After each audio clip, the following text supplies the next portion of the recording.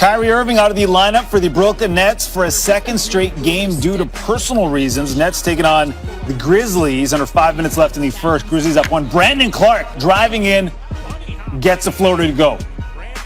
Under 4 minutes left in the first. Grizzlies up by 3. It's Clark again. Shout out Canada. Gets out one to go from deep. Good country. That's decent, isn't it? Canada. Grizzlies up 6. So you got me all patriotic. There should be a team in Canada. You got me patriotic here. Grizzlies 40 points in that first quarter. Second quarter, Jonas Valanciunas has to exit the game. Look at the bench there. That's the last we would see of him. He would not return due to the NBA's health and safety protocol, but did not test positive for COVID-19. So for 4 minutes to go in the third, Nets down 4. Karis LeVert, this dude stepped up. In the absence of KD and Kyrie, he was balling. Nets down 1. Over 2 minutes left in the third. Nets still down 1. Joe Harris to LeVert. Hot hand, feed him. About 30 seconds later, Nets down 1. LeVert, step back 3. Hit 19 points in the third quarter alone. Fourth now. 3:30 to go. Game tied. And it's Clark. Going to get the finger roll to go right there. He had 21 points, 8 rebounds. Under a minute later, same score, Brooks. Another Canadian. Grizzlies up 4. And then it's Melton. Hitting the 3. The Grizzlies winning 115-110. Karis LeVert, 43.6 assists, not enough.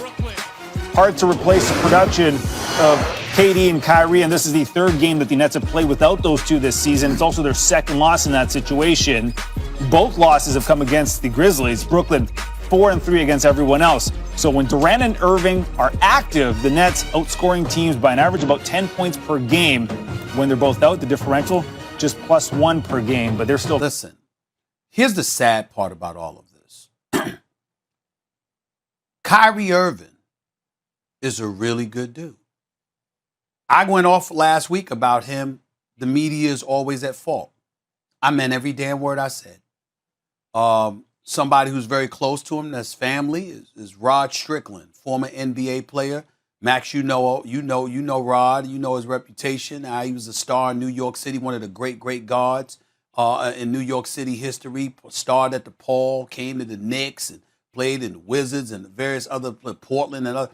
Rod was the man. Well, Rod's the man. Rod's been my brother for many, many years. I love Rod, and Rod obviously vehemently defended Kyrie in terms of feeling like he's been victimized by the media and things of that nature.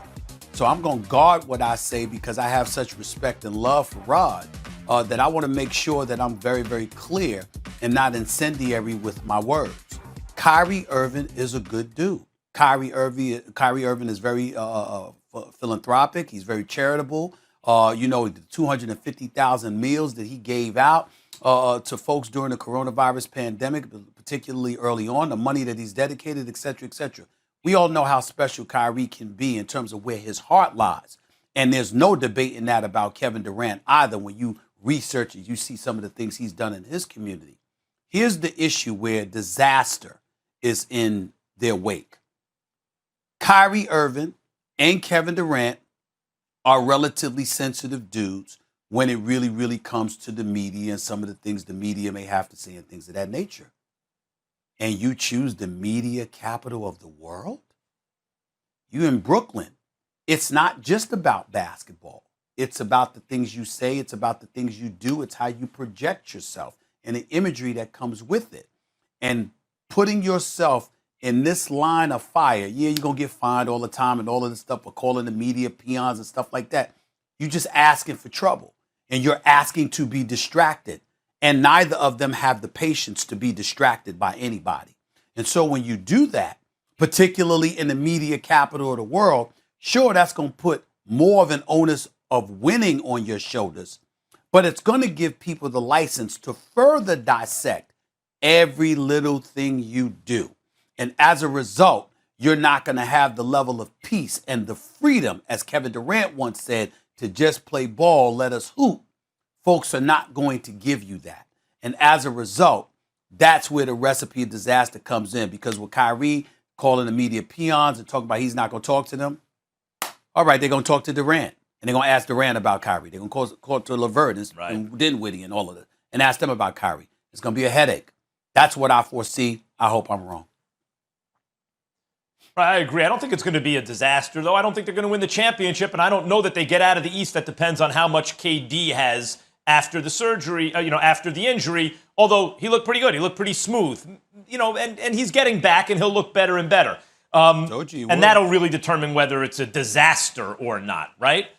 But I have some comments about Kyrie's comments. First of all, Kyrie's rich enough to pay $25,000 fine for not talking to the media. That's his prerogative. And a lot of people get angry behind that, right? I agree. Not me. Not me. He's rich enough to do it. That's his business if he wants to do it. But I do want to mention, I do want to comment about his comments calling the media pawns, okay? First of all, I agree with what you said, and I've made that point. You're pushing it on your teammates, like KD. That's not leadership. You're not leading. But in terms of calling the media pawns, I'll just speak for myself. Kyrie, you calling me a pawn? For whom? Are you saying for my corporate paymasters, for ESPN or Disney?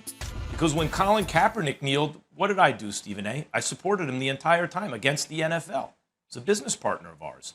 Or when Daryl Morey made the comments about China, and people were scared to say anything about China. I mentioned on this show, does China have such influence we can't say repressive communist governments are bad anymore?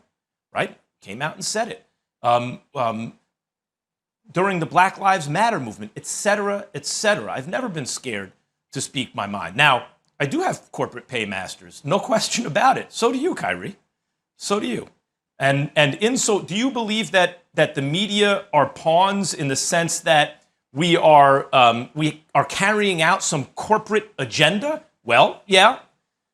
We love basketball. We love watching basketball. We love making money talking about people, watching basketball, just like you love making money and it gives you a platform playing basketball. So, Stephen A., when I hear him use language like that, kind of tangentially to your point, it seems like he is positioning himself or positioning the media as the enemy. It's not going to do him any favors, as you mentioned, in the media capital of the world. By paying the fine and not talking, he's not doing his teammates any favors. And at a certain point, Kyrie, you have to ask yourself, why is it that teams that you are on have underachieved? Yes, the Cavs did win a championship. But I mean, Boston, Brooklyn, there are teams you've been on with a lot of talent where their one-loss record goes down when you're on it. That should never happen. You may be the most skilled player who ever lived. You're certainly in that conversation. And one of the most talented players of all time, and I think the best show in the NBA, and arguably in sports. That should never happen, that a team doesn't get better with you on it, and yet that has happened. At a certain point, you have to look in the mirror and ask yourself about your own behavior.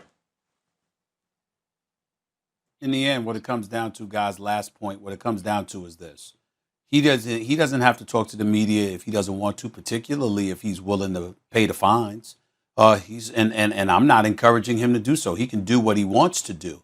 But in the end, when you talk about all of these things that have nothing to do with basketball, last time I checked, what people ask you about is basketball.